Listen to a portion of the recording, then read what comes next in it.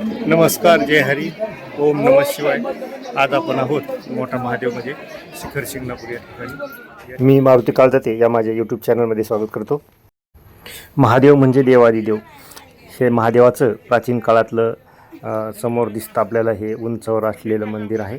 हे महाराष्ट्रातल्या सातारा, सोलापूर आणि पुणे या 3 जिल्ह्याच्या सीमेवरचं सातारा जिल्ह्यातलं एक ठिकाण आहे.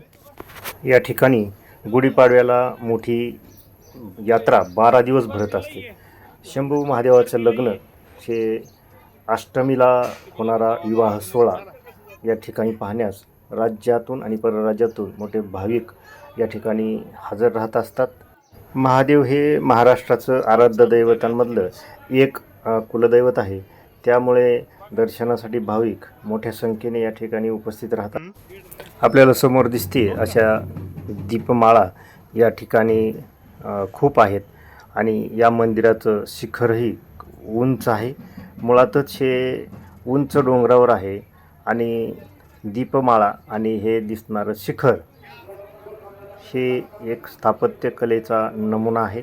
ज्या उंच डोंगरावर हे मंदिर आहे त्या डोंगराला लोक महादेवाचा डोंगरसुद्धा म्हणतात आणि या महादेवाच्या मंदिरालाच भाविक शिखर शिंगणापूरचा महादेव किंवा मोठा महादेव असंही म्हणत असतात. हे मंदिर यादवकालीन असून खासदार असलेले छत्रपतींचे वंशज माननीय श्री उदयनराजे भोसले यांच्या अखत्यारीत सध्या आहे. म्हणजेच हे मंदिर खाजगी आहे. हे छत्रपतींच्या काळापासून असलेलं शंभू महादेवाचं मंदिर याला ऐतिहासिक असं महत्त्व असल्यामुळं रोज मोठ्या प्रमाणात गर्दी होत असते. जवळच एक पवित्र तलाव आहे, त्याला लोक शिवतीर्थ म्हणतात.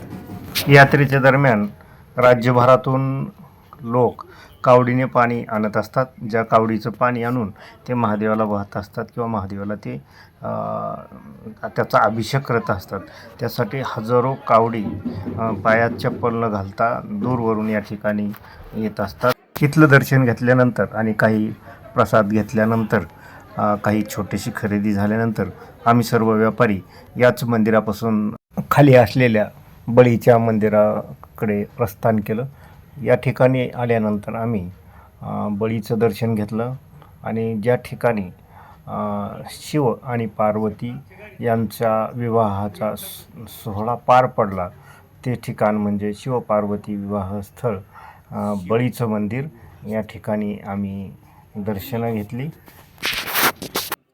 चला तर मग हा व्हिडिओ कसा वाटला हे मला नक्की कळवा. ओम नमः शिवाय, ओम नमः शिवाय, ओम नमः शिवाय.